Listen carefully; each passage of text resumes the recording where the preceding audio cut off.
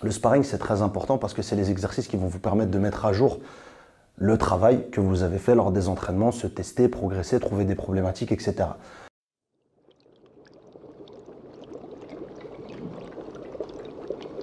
Bonjour à tous et welcome au MMA Secret Lab. Aujourd'hui, une vidéo très intéressante. Vous avez répondu à la vidéo de la semaine dernière avec le FAQ. Toutes les questions que vous m'avez posées, j'en ai choisi 10 et on va les débriefer maintenant. On va les analyser de façon scientifique et je vais vous donner les réponses les plus adéquates à vos questions. Elles sont très intéressantes, mais avant de commencer cette vidéo, comme la tradition le veut, abonnez-vous à la chaîne, activez la cloche de notification et on va passer à la vidéo immédiatement.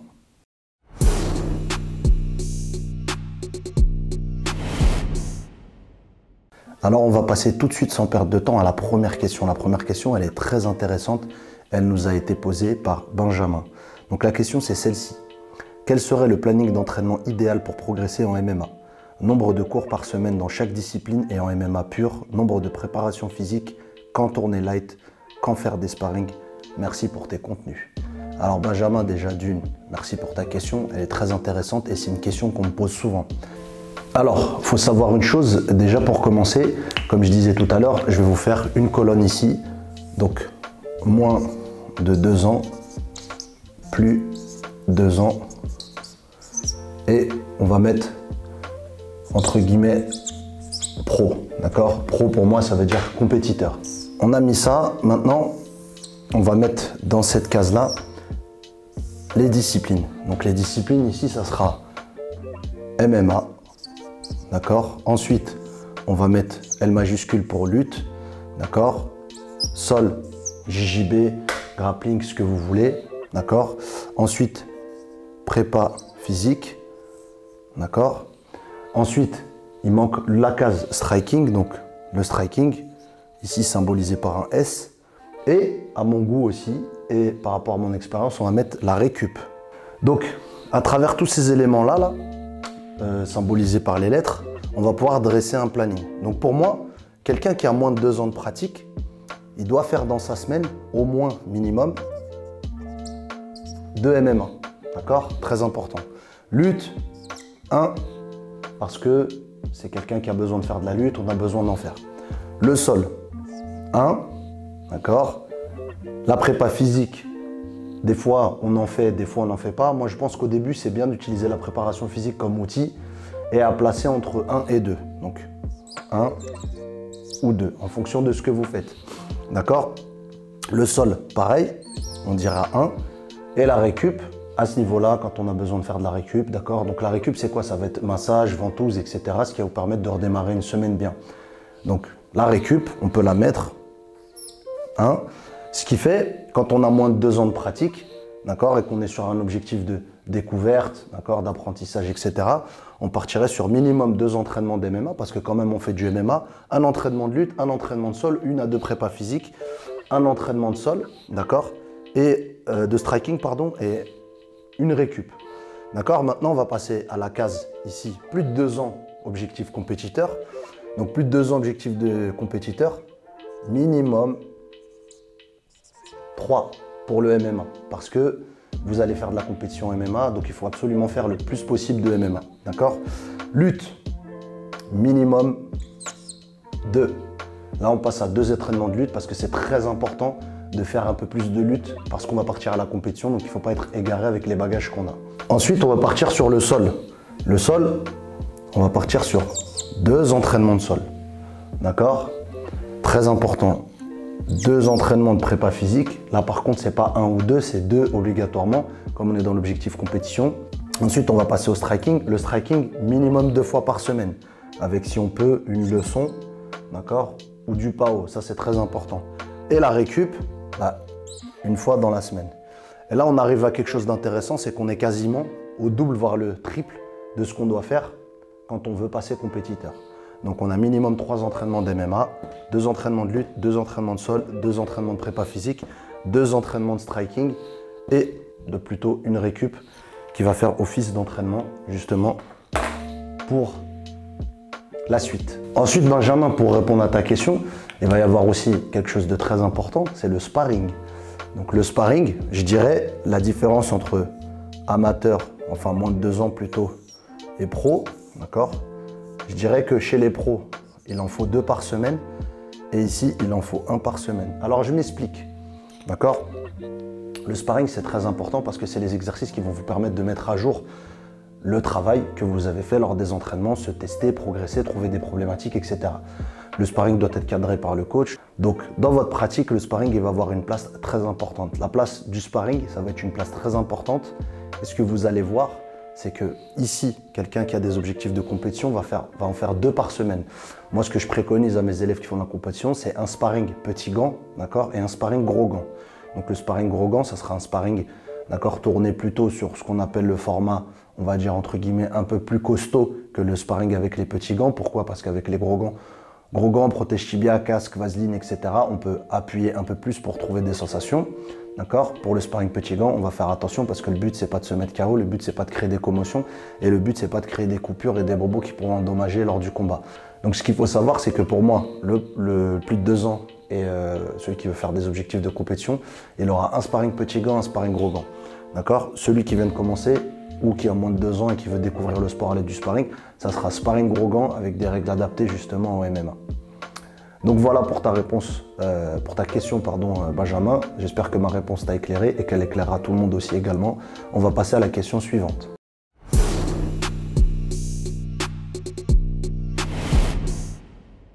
Alors maintenant, on va passer à la deuxième question qui nous est posée par Jonathan. Penses-tu qu'un jour en France, les gens prendront conscience que pour bien être coaché par des entraîneurs compétents, il faut mettre le prix? Car on voit beaucoup de gens suivre des cours collectifs ou individuels avec des coachs non diplômés et sans progression pour les élèves. Pour commencer, c'est culturel. Nous avons une culture plus associative que professionnelle dans le sport, à contrario par rapport aux États-Unis et aux autres pays dans le monde où le sport, même amateur, c'est-à-dire même olympique, on y voue une grosse place dans la réussite et donc il y a beaucoup d'argent qui rentre en compte, beaucoup de sponsoring, etc. Bah déjà, un bon coach, c'est quelqu'un qui s'est diplômé, qui s'est formé et forcément, il va y avoir un prix qui est différent avec ceux qui n'ont pas de diplôme. Ça, c'est complètement logique. Sauf que dans le sport, comme le circuit associatif est un circuit qui fonctionne énormément, une cotisation à 150 voire 200 € l'année avec des bénévoles, c'est ce qui rentre dans l'esprit des gens. Et une séance de coaching, par exemple, individuelle avec un coach entre, on va dire, 50 et 100 €, c'est une aberration parce que pour eux, en 3 fois ou en 4 coachings, ils ont payé l'équivalent d'un an. Mais à travers cette façon de voir les choses, les gens, ils sont conditionnés par rapport aux bénévolat, ils ne sont pas conditionnés par rapport aux professionnels. Coach non diplômé, même si, bien entendu, aujourd'hui, je trouve que les gens qui ne sont pas diplômés et qui enseignent, c'est une aberration, c'est grave, c'est dangereux. Et malheureusement, je pense que le jour où il y aura vraiment quelque chose de très grave, c'est là où on va peut-être pointer l'œil dessus et dire « Ah bah tiens, dans ce club-là, les gens n'étaient pas diplômés. Ah bah tiens, dans ce club-là, ce gars-là, en fait, ça fait des années qu'il n'était pas diplômé et ce qu'il nous enseignait, c'était pas bon, c'était pas correct. » Donc j'espère avoir répondu à ta question, Jonathan. En tout cas, elle était très intéressante et on va passer à la question suivante.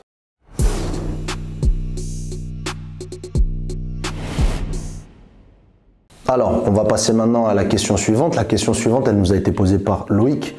Comment gérer une carrière de coach et combattant simultanément? Alors Loïc, question très intéressante. Alors, lorsqu'on est combattant, on a besoin d'avoir de l'attention sur soi. Lorsqu'on est uniquement combattant, on a besoin d'avoir l'attention de tous ses coachs, de tout son staff et uniquement sur soi. On n'a pas le temps en tant que combattant d'aller s'entraîner, d'aller donner des cours en même temps et d'aller faire autre chose. C'est-à-dire que le cerveau est conditionné sur la partie combattant et le cerveau se décompose en une deuxième partie où je vais devoir, en tout cas quand on est un coach bien intentionné, coacher ses élèves, les amener en combat, préparer du contenu lors de ses cours, fournir une prestation de qualité. Et ça, c'est quelque chose, c'est deux choses qui sont difficiles c'est difficile de joindre les deux bouts à mon goût. Je peux prendre mon exemple à moi, c'est-à-dire que moi, j'ai fait un sacrifice à un moment donné sur mes combats pour pouvoir coacher, amener des gens en combat. Et forcément, quand on regarde sur le volume d'horaire d'entraînement, je suis à des volumes d'horaire d'entraînement qui sont vraiment très bas. C'est-à-dire des volumes d'horaire d'entraînement où je vais m'entraîner une fois par jour pour pouvoir continuer à maintenir la machine, continuer à apprendre, etc. Mais le volume du combattant, c'est le double. Et en plus de ça, il faut aussi avoir de l'attention que sur soi. On voit certains combattants accompagner, coacher des combattants, on voit certains combattants coacher d'autres combattants, mais on ne voit pas beaucoup réellement de coach. D'accord?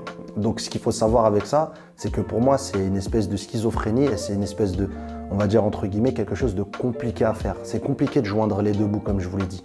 Parce que le combattant, il a besoin réellement d'attention, il a besoin d'être focus uniquement sur lui-même, il a besoin de l'attention de son coach. Si son coach est déjà coaché par quelqu'un d'autre, etc., ça me paraît vraiment difficile de faire ça. D'accord? Pour ma part, je ne testerai pas parce que je n'ai pas envie de préparer un combat en étant en même temps coach. D'accord? Je conseille à ceux qui veulent le faire, le jour où ils veulent passer de coach à combattant, d'abandonner complètement l'activité de coach, sauf si c'est quelque chose qui vous prend pas trop d'énergie et de vous concentrer uniquement sur le combat pendant 6 mois, 8 mois, 10 mois, 1 an, le temps de revenir dans le circuit, de combattre et surtout d'être safe parce que je vous jure que combattre en même temps et coacher, c'est difficile. Souvent, et on voit des exemples, pas mal de défaites arrivent, d'accord, des défaites qui ne sont pas forcément des défaites cuisantes, mais des défaites au détail parce que forcément l'emploi du temps est occupé par s'occuper d'élèves, donner des contenus de cours, être présent, c'est du présentiel aussi.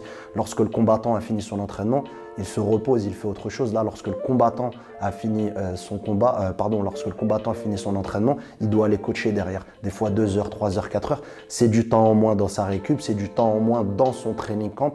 Et donc, il est très compliqué, à mon goût, de faire ça. Donc, Loïc, je te remercie pour cette question. Elle était très importante, elle était très intéressante et j'espère que j'ai pu te fournir une explication claire, nette et objective. Et maintenant, on va passer à la question suivante.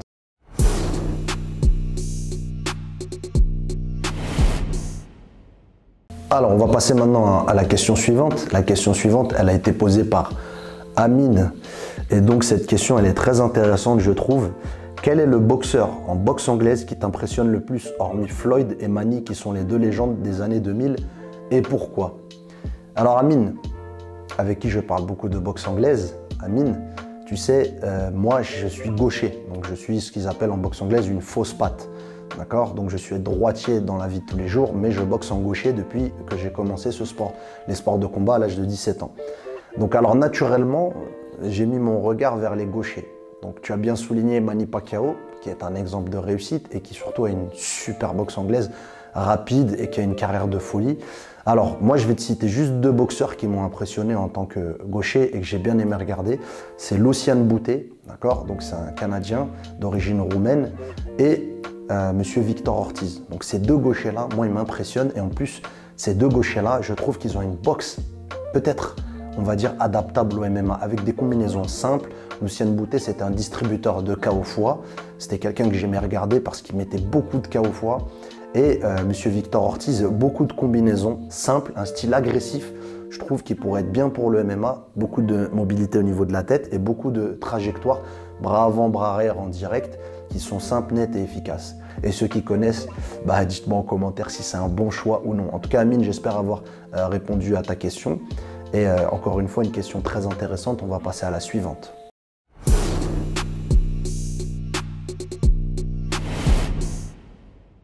Alors maintenant, c'est la prochaine question. Donc la prochaine question, elle nous a été posée par Monsieur Stéphane. Travail aux cibles, fréquence des répétitions, durée de l'exercice. Travail avec contrainte ou sans intensité, l'opposition apportée par le padman pour se rapprocher des phases de combat. Alors, je pense que Stéphane, tu veux parler du travail au pas haut et au pas d'ours. Donc c'est ça que tu appelles les cibles, si j'ai bien compris. Donc ce travail-là, pour moi, il va dépendre en fonction de ton niveau et ce que tu recherches. On va faire comme au début avec la vidéo du tableau, on va avoir quelqu'un qui est dans la découverte et on va avoir quelqu'un qui est dans le perfectionnement.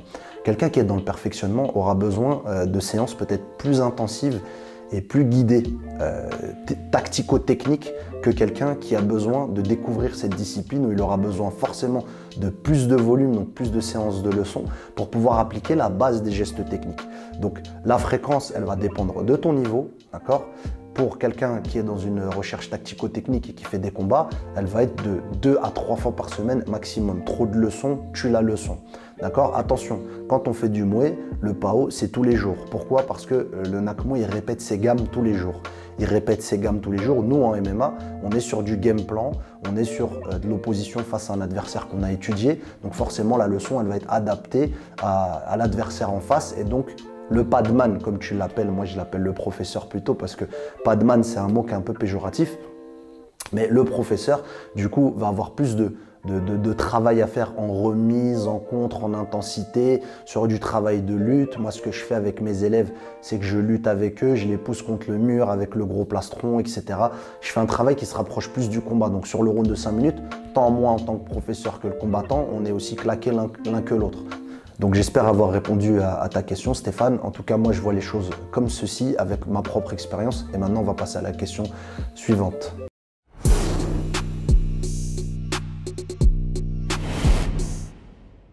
On passe à la question suivante qui nous a été posée par Benjamin. Donc Benjamin, salut Yacine, que dirais-tu à quelqu'un qui souhaite devenir coach de MMA et discipline associée, tant au niveau des diplômes et formations à obtenir que dans l'expérience de combattant à se faire? N'hésite pas à répondre en te basant sur ton parcours. Merci Benjamin pour cette question, elle est très intéressante aussi également. Et il y a une partie de ta question à laquelle j'ai répondu dans une question juste avant, quand j'ai parlé de formation et de parcours de combattant et coach simultanément. Alors il faut savoir une chose, déjà avant d'être coach, il faut pour moi personnellement, et c'est ce que j'ai fait, avoir eu une partie combattant, avoir eu une partie compétiteur pour découvrir entre guillemets là où on met les pieds et pour être le plus susceptible de comprendre son athlète, les compétiteurs et comprendre le sport. Lorsqu'on est dans le réel, lorsqu'on est dans le concret, lorsqu'on monte dans le ring, on sait de quoi on parle. Lorsqu'on est en dehors du ring, c'est bien, mais par contre, c'est moins bien que quelqu'un qui a eu sa propre expérience de combattant. D'accord? Attention aussi aux coachs qui ont été champions du monde, d'accord? Donc qui ont vécu une carrière très longue où ils ont été que combattants. Et pour passer à coach, forcément, il va y avoir des moments où on ne peut pas reproduire ce qu'on a eu en tant qu'athlète, mais il va falloir se former pour pouvoir donner quelque chose et corriger les mauvaises choses qu'on a eues quand on était athlète pour ne pas les infliger à ses athlètes. Exemple, à une époque, les sparring durs, c'était quelque chose de bien vu, c'était quelque chose qui forgeait le caractère, etc. Mais on se rend compte avec le temps que c'est quelque chose qui détruit l'athlète et qui peut détruire aussi le futur compétiteur. Alors maintenant, il y a plusieurs types de formations. Si tu parles de MMA et de discipline associée, aujourd'hui, on a la FMMAF qui propose des formations fédérales. D'accord? Et ces formations fédérales, elles vont aboutir à des formations d'État, BPGEPS, etc. plus tard. Et dans les disciplines dissociées, il y a déjà des formations qui sont possibles en lutte, en boxe anglaise avec les prévôts fédérales, etc. Avec la FFKMDA, la fédé de pied-point, etc. Donc toutes ces fédés-là, elles proposent des BPGEPS depuis des années et tu peux les passer. C'est des disciplines dissociées du MMA avec lesquelles il va falloir obtenir un diplôme fédéral de la FMMAF pour enseigner le MMA. Donc à savoir que le parcours, il est quand même long, il se fait sur des années. Il y a pas mal de choses aussi que j'ai faites, un diplôme, une certification de préparation physique que j'ai validé avec PSC, donc Physiosport Consulting. Il y a eu aussi un diplôme avec la FFB de Cutman, donc de soigneur de Cutman, parce que je pense qu'en tant que coach, c'est très important d'avoir ce plus-là pour pouvoir cadrer ses athlètes, pour pouvoir assurer aussi, garantir la sécurité des pratiquants et des athlètes professionnels lorsqu'on les accompagne sur des prestations. Donc les diplômes, ils vont dépendre de quelle fédération sur laquelle tu voudras aller déjà d'une et qu'est-ce que tu voudras faire de ces diplômes. Enseigner contre rémunération, enseigner bénévolement, accompagner des compétiteurs ou non. Mais moi, je pense que le facteur formation, il est indispensable. Donc voilà, j'espère avoir répondu à ta question, Benjamin. En tout cas, elle était très intéressante encore une fois. Et ça fait partie des top 10 des questions que vous m'avez posées et je trouve qu'elle est très intéressante également. Maintenant, on va passer à la question suivante.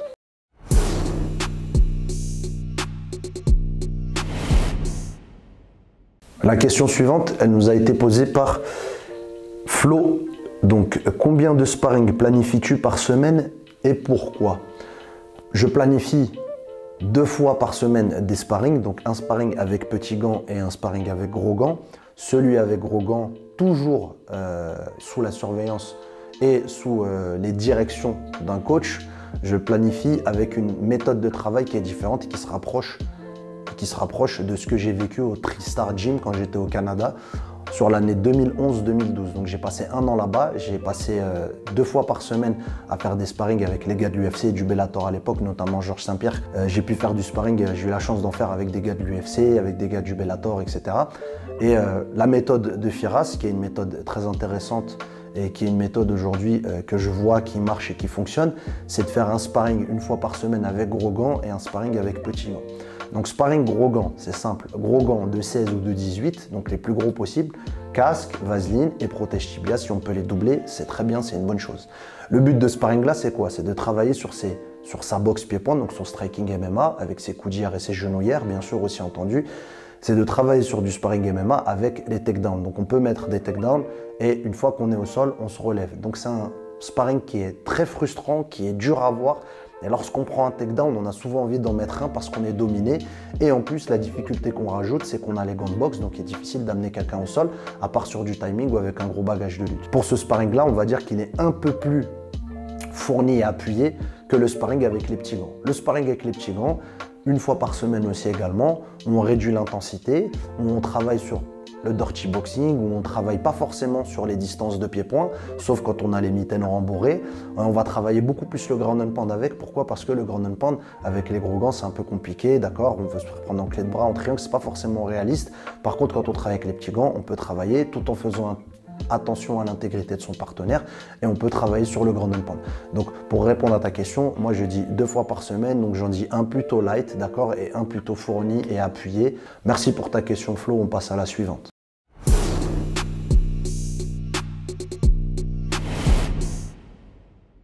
Question suivante, très intéressante aussi également, qui nous a été posée par Parzival. Donc, où trouver un programme pour la préparation physique spécialement ciblé pour le MMA? Très compliqué à trouver quelque chose de concret. Comment mélanger la force, l'endurance musculaire, la vitesse et le cardio sans pour autant qu'il y ait un impact négatif sur l'entraînement et sur les entraînements de MMA? Donc, merci pour ta question, elle est très intéressante et je vais t'y répondre. Donc la préparation physique, elle est très importante aujourd'hui dans la partie MMA. Elle va vous permettre d'éviter les blessures, augmenter votre force, votre endurance et votre cardio, votre explosivité aussi également, qui sont un fruit, c'est le fruit parfait, d'accord, du travail de la préparation physique. Mais comme tu dis, et qu'est-ce qui est important, c'est adapté au MMA. Alors, je vais te donner une réponse très concrète et très simple. Moi, j'ai été formé sur le système Physiosport Consulting et j'ai utilisé ce système-là pour pouvoir préparer mes athlètes, un de mes athlètes en Muay Thai, sur un combat qui était très important, sur une ceinture de champion du monde gagnée et une ceinture de champion du monde défendue. Donc c'était très important d'avoir de la préparation physique et j'ai préféré prendre en charge cette partie préparation physique. Aujourd'hui, je ne le peux plus parce que c'est compliqué de gérer et la préparation physique d'un combattant, d'un groupe de compétiteurs et gérer ses entraînements. Donc cette partie-là, je peux te recommander 2 personnes, 2 amis qui sont vraiment 2 amis qui excellent dans la prépa physique. Alors ça va être Rémi Physiosport, je vais joindre le compte Instagram, et ça va être Valentino Boxing for Perf. Donc c'est 2 amis et c'est vraiment 2 grosses têtes de la préparation physique. Et ces 2 personnes-là proposent des programmes à distance et des suivis adaptés pour quand tu as des combats, des opportunités, etc. Et c'est une très bonne chose d'avoir ces 2 personnes-là autour de soi. Je te propose de regarder leur compte Instagram. Ils ont aussi des sites internet. Contacte-les. Ce sont vraiment 2 personnes excellentes, 2 professionnels dans leur domaine. Et il n'y a qu'à voir les athlètes qui travaillent avec eux et il n'y a qu'à voir les résultats qu'ils fournissent avec leurs athlètes pour te dire qu'en fait, il n'y a pas le choix. Va voir les meilleurs. J'espère avoir répondu à ta question et t'avoir aidé et t'avoir aussi guidé et donné un petit coup de main pour pouvoir créer une suite intéressante pour toi.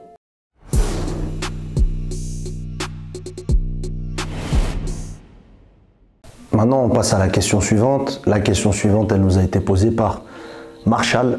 Salut, petite question. Pour un débutant au MMA, quel est le meilleur programme et dans quel ordre dois-je l'appliquer pour atteindre un bon level le plus rapidement possible?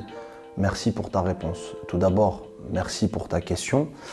Alors, je vais être franc tout de suite avec toi. Il n'y a pas de meilleur programme. Il n'y a pas de programme X ou Y qui fait que tu atteindras un bon level rapidement. Comme je disais au début avec la planification, ça va être une cohérence et une logique dans ta pratique. D'accord? Comme tu fais du MMA et que tu es débutant, il va falloir que tu fasses de la lutte, il va falloir que tu fasses du sol, il va falloir que tu fasses du striking, il va falloir que tu fasses du MMA, il va falloir que tu fasses de la préparation physique, etc., etc. Donc en tant que débutant, ça ne change rien. Tu dois juste en fait t'entraîner, respecter un protocole. Et ce protocole-là, c'est toi qui vas l'établir en fonction de ton planning, de ta vie de tous les jours. s'il est possible ou non de faire un cours par jour, s'il est possible ou non de faire 2 entraînements par jour, ce que je te recommande pas au début, car si tu me dis que tu es dans les débuts, il vaut mieux y aller progressivement par palier plutôt que de risquer de se blesser ou de risquer d'être dégoûté aussi, parce que pareil, surentraînement égale fracture de fatigue égale mauvaise chose pour la suite de ta pratique. Donc ce que je te recommande, c'est pas un programme X ou Y comme je te disais au début, ce que je te recommande c'est de faire toi-même ton planning, de l'appliquer et de t'y tenir et surtout d'être patient. La règle numéro 1, c'est d'être patient. Pour avoir un bon niveau, il faut être assidu et pour avoir un niveau correct également, il faut être autonome, c'est-à-dire tu peux t'aider de ton coach, ramener par exemple un papier et dire voilà coach, je fais tant d'entraînement de lutte, tant d'entraînement de sol, tant d'entraînement de boxe, est-ce que c'est bon ou c'est pas bon? Quand tu fais du MMA, tu dois t'entraîner dans les disciplines dissociées, tu dois être autonome, c'est-à-dire la création de ton planning et aussi te mettre une discipline, une motivation liée aussi à une discipline qui va te permettre d'atteindre un niveau plus rapidement que ceux qui n'ont pas de discipline et ceux qui ne savent pas quoi faire et ceux qui n'ont pas d'objectif. Voilà, merci pour ta question Marshall et on passe à la dernière question de la vidéo et après on va passer à la fin de la vidéo.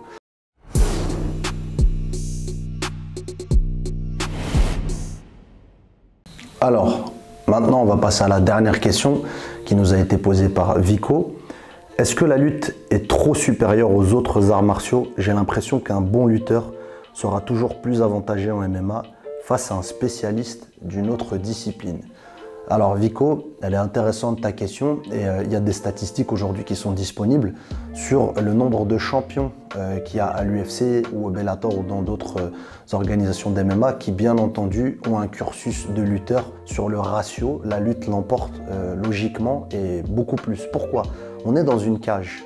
Donc comme on est dans une cage, il faut savoir que c'est un espace fermé. Donc un espace fermé, pour quelqu'un qui est bon en corps à corps, d'accord, c'est quelqu'un qui va pouvoir coller, clincher. À partir du moment où il va pouvoir coller ou clincher, il va pouvoir amener le combat où il veut. Un lutteur a le luxe de pouvoir se mettre à distance ou casser cette distance. Et ça, en striking, on l'a, d'accord, par exemple au Muay Thai, mais on ne reste pas à essayer d'amener au sol avec un travail sur des ceintures, sur des contrôles, sur la tête, sur les jambes. On a un travail sur des genoux et des coudes. Par contre, en lutte, on a un travail de lutte, donc d'emmener au sol. Et ce travail-là, il est lié justement à votre pratique. Et cette pratique, la lutte, c'est une pratique où on fait beaucoup de corps à corps. On commence directement ce qu'on appelle en clinch, donc en contact. Donc en MMA, il suffit d'être bon dans un cassage de distance, tout en étant bon debout en striking. On peut prendre par exemple Kamaru Usman, qui a progressé un truc de malade, Dustin Gaethje, qui sont d'excellents lutteurs, Covington, et qui peuvent placer leur lutte quand ils veulent. Maintenant, j'ai envie de te dire, on est en train d'assister à quelque chose d'intéressant, c'est-à-dire on voit plus les lutteurs aller sur du striking pour avoir des KO. Je pense que c'est par rapport au spectacle et aux bourses aussi également, mais la lutte, elle fait partie aussi de leur ADN. C'est-à-dire le jour où ils vont utiliser la lutte, crois-moi qu'ils vont l'utiliser, c'est ce qui fera la différence avec peut-être un grand champion en face, ou en tout cas qui leur permettra de conserver leur titre, gagner leur titre, etc. Conserver en tout cas leur place dans le top 10, top 5, top 15, ce que tu voudras. Mais en tout cas, effectivement, la lutte occupe une place. Pour moi, elle est numéro 1. D'ailleurs, je défends bec et ongle la lutte, qu'en France, on a des très bons lutteurs, on a des très bons clubs de lutte et on a des très bons professeurs de lutte. Mais le problème, c'est que les gens rechignent un peu à aller à la lutte. Pourquoi? Parce que ça fait peur, c'est dur, etc. Oui, c'est la partie la plus dure du MMA. C'est plus sympa de faire du pied-point, c'est plus sympa de faire du sol. La lutte, c'est un sport qui est dur, il faut être endurant, il faut avoir du cardio, il ne faut pas lâcher l'affaire, il faut avoir du mental. Mais maintenant, on retrouve cette partie-là en MMA et c'est une partie souvent qui dicte la victoire du combat ou la domination du combat. Donc pour répondre à ta question, et c'est la dernière question, oui, la lutte occupe une grosse place, en tout cas favorite sur la direction du combat. Elle a le luxe de diriger le combat hors distance ou en distance de clinch ou sur la partie projection takedown, donc prise de points et dans ce cas-là domination sur les points au niveau du round. Donc voilà, la lutte elle occupe cette place-là. Donc j'espère que tu pourras pratiquer de la lutte ou sinon si tu en fais déjà, continue, tu verras, ça va payer.